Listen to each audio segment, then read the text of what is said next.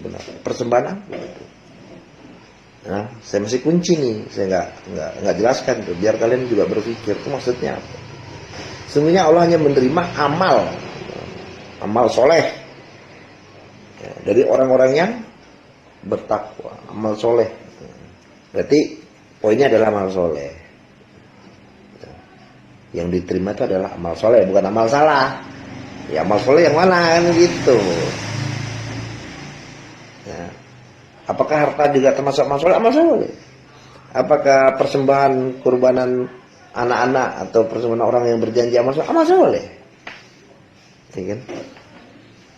Amal soleh juga. Cuman kita lihat nih dalam konteks kisah ini apa yang menjadi substansinya itu. Ya, itu kita sudah lihat tuh tadi. Terus ayat selanjutnya di 28 tuh. Sungguh jika engkau Kabil menggerakkan tanganmu, kata si Abil nih. Sungguh jika engkau Kabil menggerakkan tanganmu kepadaku untuk membunuhku, aku tidak akan menggerakkan tanganku kepadamu untuk membunuhmu. Nah, coba ini aja dijelasin.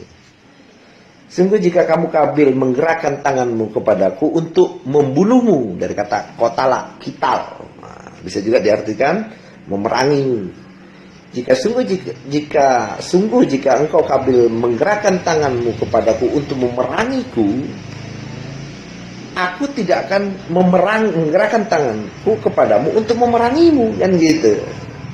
Jadi bisa diartikan kita itu membunuh atau memerang. Kalau merang kan juga sama sih, ujungnya jadi terbunuh gitu kan. Kalau perang-perangan ya perang, ujungnya pasti terbunuh. Istilahnya begitu. Nah kita lihat di sini sebenarnya kenapa terjadi suatu pembunuhan antara Kabil dan Habil. Permasalahannya adalah masalah persembahan. Yang satu diterima, yang satu tidak diterima. Nah konteksnya di sini yang membuat yang marah itu yang tidak diterima. Persembahannya itu tidak terima, dia marah. Berarti ada satu poin tentang sebuah iri, sifat iri dari manusia itu terhadap manusia yang lain itu. Kenapa dia diberikan sesuatu yang lebih sedangkan aku tidak gitu kan? Padahal kan kita sama-sama berjuang, sama-sama mengorbankan diri. Kenapa dia diterima saat itu tidak? Ada sifat iri di sini, ya kan? Berarti ada konteks kemarahannya Qabil terhadap Habil itu permasalahan apa? Karena dia diterima, gua kok enggak. Nah, maka ada penggambaran di sini tentang sesuatu yang hidup di dalam diri si Qabil itu, dalam penjiwaan Qabil itu. Tentang apa sih? Tentang iri terhadap saudaranya. Kenapa dia diterima, gue kagak? Enggak. Kenapa dibagi dia yang lebih, gue kurang gitu. Padahal sama-sama berkorban kita, gitu kan? Atau enggak? Kenapa dia dikasih sama dengan saya, padahal saya yang lebih banyak berkorban? Nah, kan ini yang jadi poinnya sebenarnya tuh. Nah kalau kita hubungkan dengan surat 4 ayat 32. Dan janganlah kamu iri terhadap apa yang dikaruniakan Allah kepada sebagian kamu lebih banyak dari sebagian yang lain. Kenapa? Karena bagi orang laki-laki ada bagian daripada apa yang mereka usahakan. Dan bagi para wanita pun ada bagian dari apa yang mereka usahakan. Jadi poinnya adalah kemarahan Qabil itu bangkit karena ada sifat iri terhadap saudaranya tentang masalah persembahan yang diterima dan tidak diterima. Kalau secara personality-nya seharusnya Qabil berpikir begini, kenapa ya gue nggak diterima? Mungkin ada yang salah dalam persembahan gue. Itu kalau pikirnya positif. Tapi kalau orang nggak berpikir positif atau tidak terbangun sebuah kesadaran, dia akan menuntut, akan mencari kambing hitam dan akan menyalahkan kepada saudaranya. Bukan mencari apa yang salah dalam diri gua, gitu. Nah ini kadang-kadang manusia itu begitu. Manusia ketika dia dirasa dirugikan, dia mencari kambing hitam untuk dipersalahkan. Padahal sebelum dia mau menyalahkan, harusnya dia introspeksi dulu. Apakah saya sudah benar sehingga saya mampu menyalahkan? Dia coba introspeksi dulu. Jangan-jangan gue yang salah sehingga persembahan gue tidak diterima. Gitu kan? Jadi bisa jadi kisah daripada Kain dan Habil kalau di Alkitab itu, yang satu petani mungkin gitu ya. Ini cuma cerita di luar ya. Kain seorang petani mempersembahkan gandumnya busuk gitu misalnya, atau udah layu. Yang satu dari peternak, dia mempersembahkan korban bentuknya domba, tapi dombanya seger, nggak sakit, sehat, gagah gitu. Itu perbandingannya begitu aja, bukan masalah perbedaan antara gandum dengan dombanya, tapi lebih kepada persembahan itu layak atau tidak layaknya. Itu poinnya tuh. Kenapa dia tidak diterima gitu. Berarti kita dapat indikasi di situ bahwa masalah iri yang dijadikan poin pada si Habil. Maka dia ingin memerangi saudaranya itu karena perasaan iri tadi, yang Habil diterima, gue kok kagak gitu. Nah, sedangkan di ayat 27-nya tadi bahwa Habil cuma mengatakan bahwa Allah hanya menerima persembahan dari amal soleh orang yang bertakwa. Jadi persembahan atau amal soleh dari orang-orang yang bertakwa. Itu poinnya takwa loh. Ya, ingat poinnya takwa. Nah, kita sudah pahami kan sama-sama takwa itu. Apa sedekah dalam keadaan sempat sempit, yang kedua menahan amarah, ketiga memaafkan kesalahan orang lain, terus yang keempat berbuat kebajikan. Kita tahu itu penggambarannya tuh. Dia hanya memberikan menerima amal dari orang-orang yang bertakwa. Terus makanya si Habil mengatakan kepada Qabil, lu kalau memerangi gua cuma gara-gara masalah persembahan lu kagak diterima dan gua diterima, ya gua gak akan bales gitu loh. Gua gak akan bales ke lu membunuh gua, gua gak akan membunuh balik, atau lu memerangi gua gak akan memerangi balik. Artinya si Habil paham bahwa substansinya amal yang diterima adalah orang yang bertakwa. Orang bertakwa tadi salah satunya memaafkan. Dia tidak akan melawan saudaranya. Justru dia memaafkan saudaranya. Karena saudaranya tidak tahu, tidak mengerti gitu loh. Seharusnya kalau dia mengerti saudaranya si Qabil, harusnya dia introspeksi. Kenapa persembahan saya tidak diterima gitu loh. Bukan malah mencari kambing hitam, mencari sesuatu yang harus dipersalahkan.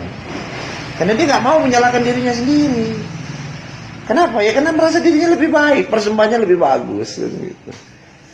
Atau apa yang dihasilkan jauh lebih baik. Iya gak?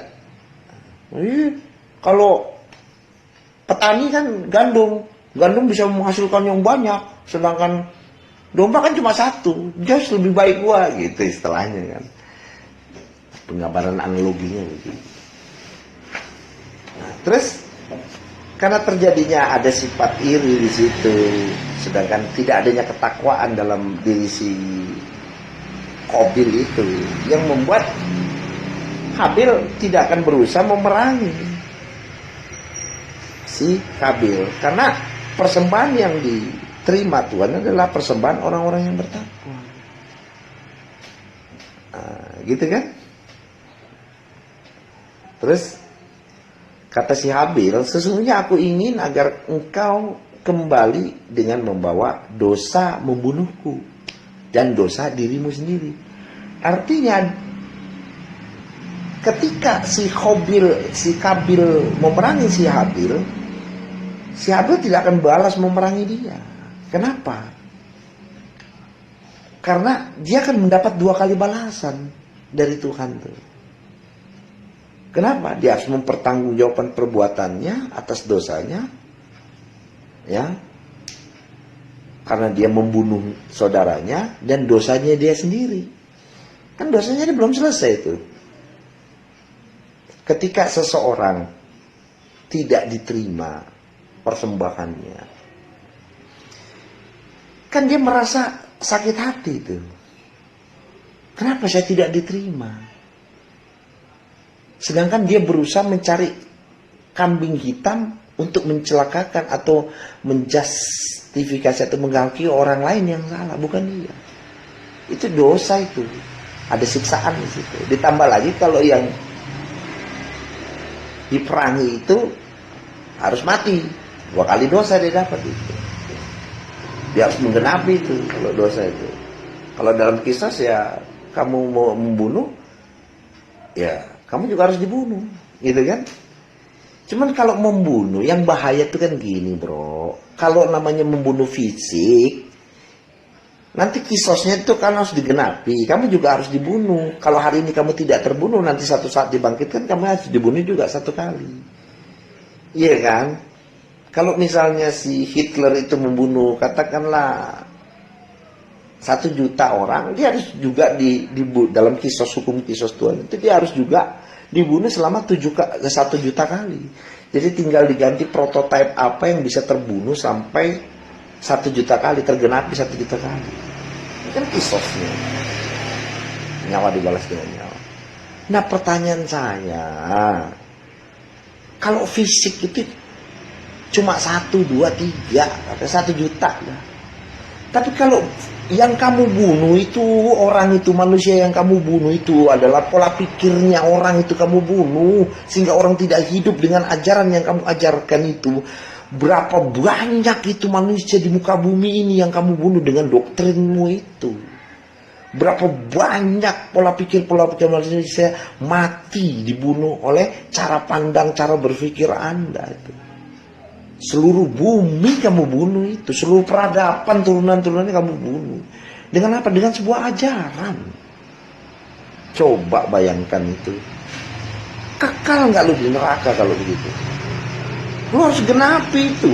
Kalau di bumi ada 9 miliar, ya nggak ada apa-apanya si Hitler itu cuma 1 juta. Kamu 9 miliar bunuh. 1 bumi itu kamu bunuh semua itu dengan doktrinmu itu. Mati semua orang itu. Meskipun dia hidup, ya, hidup secara fisik, tapi bukan hidup secara Tuhan. Kamu matikan Tuhan ini dalam diri orang itu dengan suatu ajaran-ajaran yang membelenggu, iya kan? Ini bahayanya doktrin ini. Ya, itu dosa. Sesungguhnya aku ingin agar kamu kembali dengan membawa dosa membunuhku dan dosa membunuh dirimu sendiri.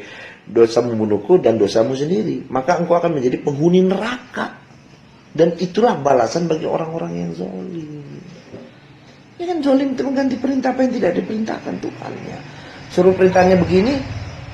Ya, bapaknya bilang begini, anaknya bilang B. Bapaknya nyiptain langit dan bumi, kamu ajarin yang lain-lain.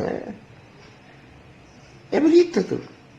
Namanya bukan anak bapak berarti itu. Anak siapa itu? Anak siapa kan gitu.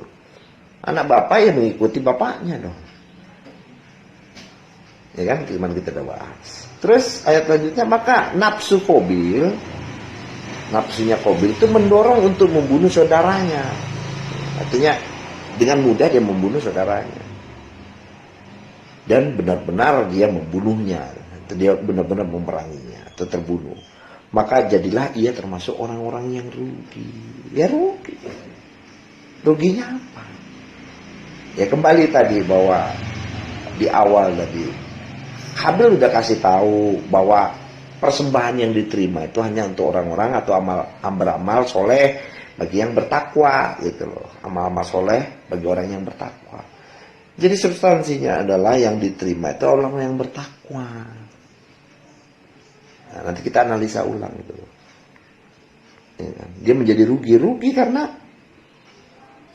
persembahannya sia-sia, tidak diterima. Karena persembahan yang diterima hanya untuk diperuntukkan untuk orang yang bertakwa itu, amalan orang-orang bertakwa itu. Ya kan, kalau kita bongkar lagi amal soleh itu apa kan gitu. Bentar. Dan engkau menjadi penghuni neraka, itulah balasan bagi orang yang zalim. Ini orang zalim itu mengganti perintah apa yang tidak diperintahkan Tuhan. Surat 2 ayat 59 kalau nggak salah itu apa? 3 ayat 59, 2 ayat 59. Orang zolim itu mengganti perintah apa yang tidak diperintahkan Tuhan. Nah, Tuhan memerintahkan kepada atau Bapak memerintahkan kepada anak, jalanin A. Anak memerintahkan kepada umatnya, jalanin A. Nah, anaknya bilang A, umatnya bilang B, kan repot. Kan gitu aja. Sedangkan kalau misalnya anak, kan anak suatu saat akan menjadi bapak. Nah, ketika dia menjadi bapak, maka dia akan melahirkan seorang anak. Ya, sama aja itu analoginya. Kalau bapak itu Tuhan, anak itu utusan. Kalau anak tidak mengikuti bapak atau apa yang disampaikan bapak, bisakah disebut anaknya bapak? Bukan. Berarti utusan itu bukan anaknya bapak. Gitu aja analoginya. Kalau utusan itu mengganti perintah apa yang tidak diperintahkan bapak, bisakah dia dikatakan anaknya bapak? Bukan. Anak tetangga kali itu. Makanya zolim dikatakan. Jadi Nabi, ada yang zolim? Ada kalau dia mengganti perintahnya tuh bapak. Gitu kan? Nah, setelah si anak ini dewasa, dia menikah, dia akan menjadi seorang bapak. Ketika dia menjadi seorang bapak, dia punya anak. Maka dia akan mengajarkan yang sama seperti bapaknya dulu mengajarkan. Maka si utusan ini menjadi seorang bapak, umatnya, anaknya. Dia akan mengajarkan kepada umatnya seperti yang diajarkan bapaknya dulu. Jadi kalau ada anak-anaknya yang tidak menjalankan seperti apa yang dilakukan bapak, ya sama, dia tidak bukan anaknya bapak. Karena analoginya begitu. Makanya disebut orang-orang yang zalim, mengganti perintah apa yang tidak diperintahkan Tuhannya atau bapaknya. Maka dia menjadi orang yang rugi dan menjadi penghuni neraka. Ya kan? Maka nafsu Qabil mendorongnya untuk membunuh saudaranya. Kemudian dia pun benar-benar membunuhnya. Maka jadilah ia termasuk orang yang rugi. Terus lanjutannya. Kemudian Allah mengutus seorang burung gagak. Mengutus seekor seorang. Kemudian Allah mengutus seekor burung gagak. Mengutus seekor burung gagak. Ya sudah bisa dipastikan bahwa burung gagak itu adalah utusan, kan gitu aja. Gak usah dipikir yang aneh-aneh. Jadi burung gagak itu adalah simbol dari si utusan. Kemudian Allah mengutus seekor burung gagak. Dalam rangka apa? Menggali tanah untuk diperlihatkan kepadanya Qabil. Loh, ini utusan menggali tanah mau ngapain? Nah, kita lihat di sini ya. Ayatnya di sini menggali tanah, menggali apa ini? Faba'asallah guruban goin roba guruban diartikan burung gagak dari kata goroba. Goroba apa itu goroba? Di situ diartikan burung gagak, goroba. Masih sebenarnya masih akar kata nih sama magriba, magribi dari barat gitu. Bukan wal masrik wal magribi ya. Kalau ma itu kan tempat. Di sini nggak ada kata mim di depannya. Jadi kalau ada mim di depannya itu menunjukkan satu tempat. Magribi, Tuhan wal masrik timur, wal magribi barat. Jadi ma itu menunjukkan tempat. Tapi karena tidak ada mimnya, goroba dari goroban artinya burung gagak di situ. Iya bisa artinya burung gagak. Burung gagak dari barat kali itu. Allah mengirimkan utusannya tuh sebenarnya. Burung gagak itu adalah utusan untuk menggali apa di situ. Di sini kan diartikan tanah, padahal di situ goroban ya bahasu fil ardi ya ba'asu fil ardi. Jadi harusnya menggali tanah itu menggali bumi itu. Sini aja udah kacau nih. Ya ba'asu menggali bumi, ya ba'asu fil ardi. Bukan tanah itu, dia menggali bumi itu. Jadi mengutuskan seorang Allah mengirim utusan berupa burung gagak untuk apa itu? Menggali bumi. Jadi menggali tanah.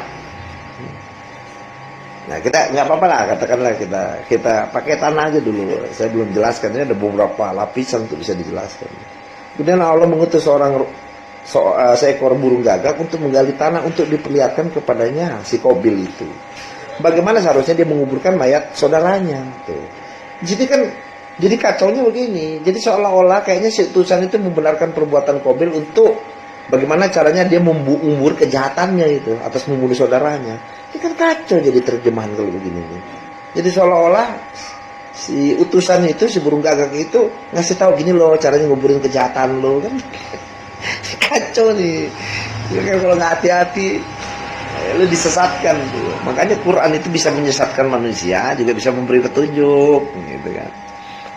Kalau bukan dasarnya Tuhan itu memberikan sebuah kepahaman yang ada lu seenak-enak udelnya ya nggak pakai akal ya lu disesatin gitu ya. Jadi bagaimana seharusnya menguburkan mayat saudaranya ya kan, ini ambigu nih, tapi nggak apa-apa, biarin aja dulu. Kemudian Allah mengutus seekor atau mengutus utusan itu menggali tanah untuk diperlihatkan kepadanya Qabil bagaimana seharusnya dia mengubur mayat saudaranya. Dan Qabil akhirnya berkata, oh celaka aku, mengapa aku tidak mampu berbuat seperti burung gagak ini, sehingga aku dapat menguburkan mayat saudaraku. Maka jadilah aku termasuk orang-orang yang menyesal. Artinya substansinya bukan dalam ranah bahwa si utusan datang itu ngajarin ke Qabil untuk bagaimana menghilangkan jejak perbuatan jahat lo itu. Karena kalau tidak dikuburkan kan kelihatan mayat saudaranya itu. Akhirnya ketahuan bahwa lu adalah pembunuhnya si Qabil, kan begitu jadinya analoginya. Maka akan terlihat bahwa seorang utusan itu kayak membenarkan si Qabil melakukan kejahatan terus disembunyikan kejahatannya. Kan begitu tuh. Ini rancu jadinya. Nah kalau kita lihat bahwa kemudian Allah mengutus seekor burung gagak menggali tanah. Nah, sebenarnya menggali bumi gitu. Untuk diperlihatkan kepadanya Qabil bagaimana seharusnya menguburkan mayat saudaranya. Kita lihat di sini ayatnya. Ya, tadi kata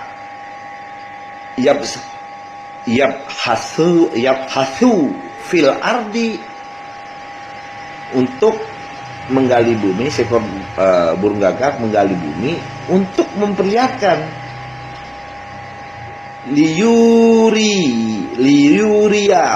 liyuriyahu untuk memperlihatkan kaifa bagaimana yauri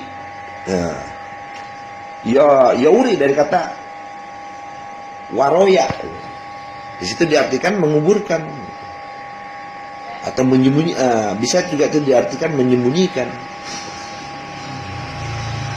ya. Hilang lagi. Jadi, menyembunyikan atau menguburkan mayat saudaranya. Jadi utusan itu memperlihatkan kepada Qabil untuk mengajarkan bagaimana menguburkan mayat saudaranya. Jadi harusnya itu untuk memperlihatkan bagaimana dia menguburkan kan mayat di situ. Asal katanya dari kata sawa. Sawa itu perbuatan buruk. Jadi menguburkan perbuatan buruk.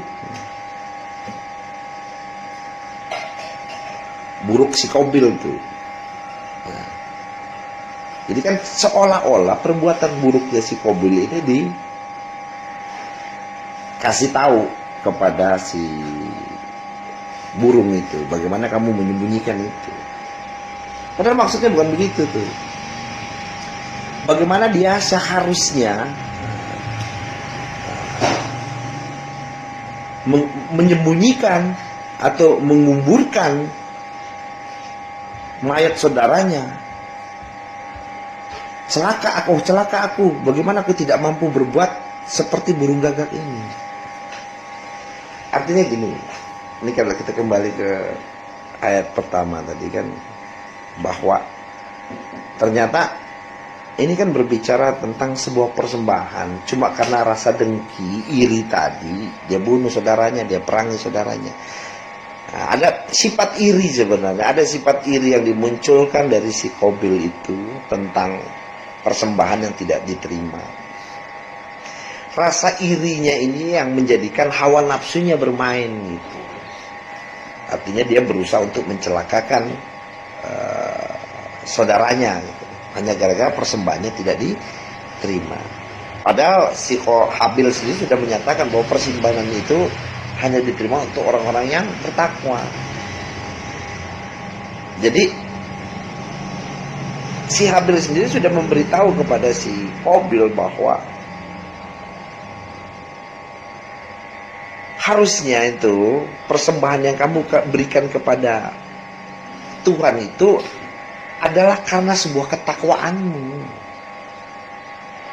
bukan karena persembahan yang kamu berikan itu dalam bentuk harta dan jiwamu, tapi tidak ada ketakwaan di dalamnya.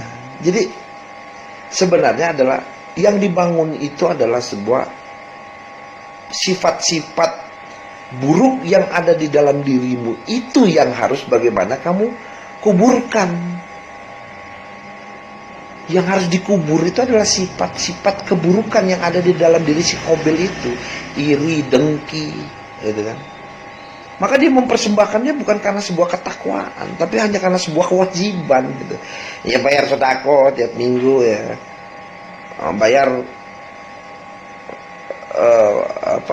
menyerahkan korbanan sesembelihan gitu, atau bawa orang yang mau diimani gitu.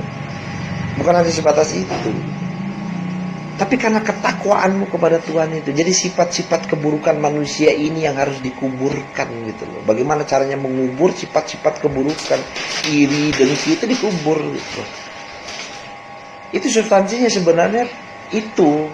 Karena amal soleh kan di situ dikatakan sesungguhnya Allah hanya menerima amal soleh dari orang yang bertakwa.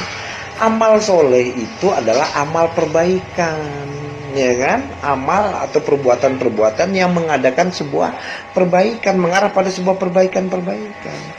Jadi yang diperbaiki itu adalah sifat-sifat keburukan yang ada di dalam manusia, atau kuburkan itu, dikuburkan sifat-sifat itu. Iri dan dengki gitu. Karena iri itu nanti akan berujung pada sebuah kedengkian. Nanti kalau dengki berujung pada sebuah kedendaman. Ketika sudah dendam, sudah. Yang ada, kamu dirasuki dengan kedendaman. Kalau sudah dendam, orang nggak pernah dipandang baik di mata kamu. Karena kamu sudah dirasuki oleh sifat-sifat buruk itu. Dendam, iri. Awalnya iri. Ya, nanti lama-lama jadi dengki. Habis dengki baru jadi dendam. Dan kalau iri itu masih bersifat sementara, ya kan? Tapi kalau iri dipupuk, dia jadinya dengki. Nanti kalau jadi dengki, jadinya dendam. Udah kalau dendam udah main bunuh-bunuhan itu, udah pasti itu. Jadi konteks Qabil membunuh kepada Habil saudaranya karena dendam. Karena perasaan dendam itu. Ya kan? Karena persembahan orang bertakwa itu pasti tidak ada riya di dalamnya tuh. Jadi riya itu kan selalu membanggakan, kebanggaan. Jadi persembahan itu Tuhan tidak butuh persembahan dalam bentuk kebanggaan. Ya, artinya kebanggaan itu bukan jadi suatu kebanggaan, tapi menjadikan sebuah amal perbaikan. Jadi Anda bersedekah dengan harta dan jiwa Anda itu untuk Anda, bukan untuk menunjukkan nih loh, gue dapat domba banyak gitu loh. Bukan ini loh, gue sedekahnya gede. Bukan, tuh orang ria itu. Jadi gede tidak menjamin, kecil juga tidak menjamin.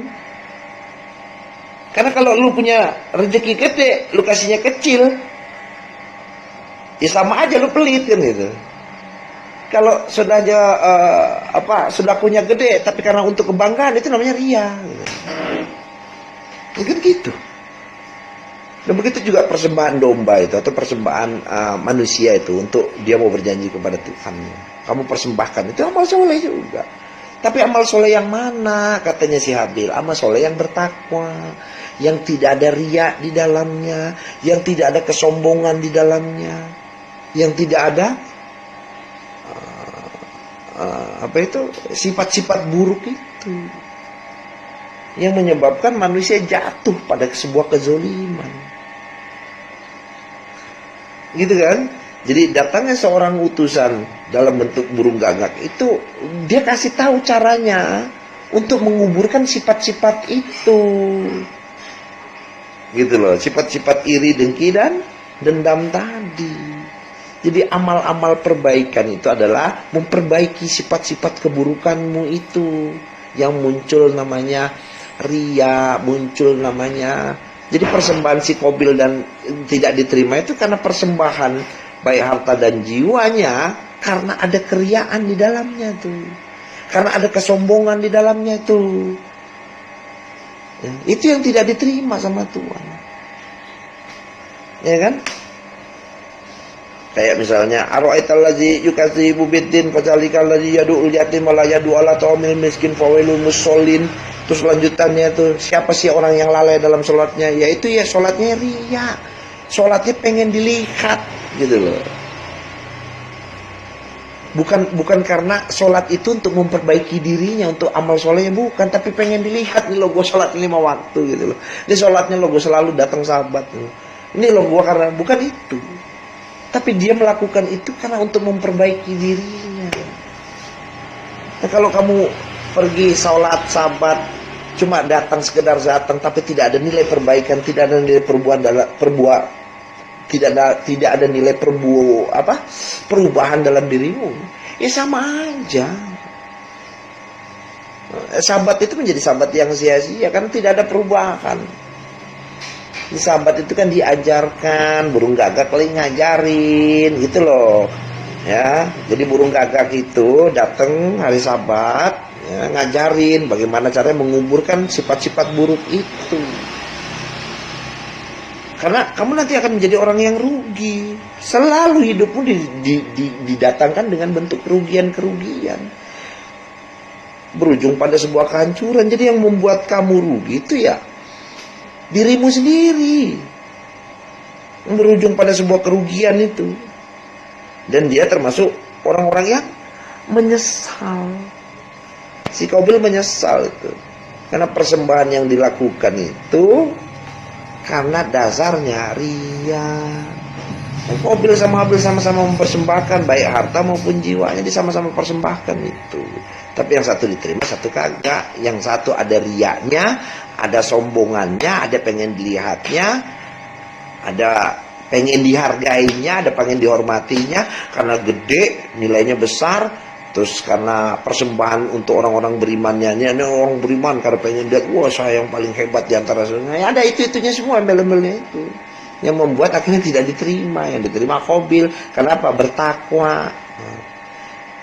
Makanya takwa itu adalah sebuah penggambaran latihan orang-orang beriman. Karena orang surga itu diberikan orang-orang yang bertakwa, yang mampu menahan emosinya, memaafkan kesalahan orang lain, berbuat kebajikan. Itu ada merendahkan dirinya. Ya kan, di 35 itu kan mohon ampun. Orang mohon ampun itu kan sadar, oh ya saya salah, ya saya memperbaiki diri, bertobat. Orang-orang yang merendahkan diri itu tipikalnya begitu. Dia sadar dari sebuah kesalahan, dia perbaiki. Dia sadar kesalahan, dia perbaiki. Itulah sifat-sifatnya sebenarnya.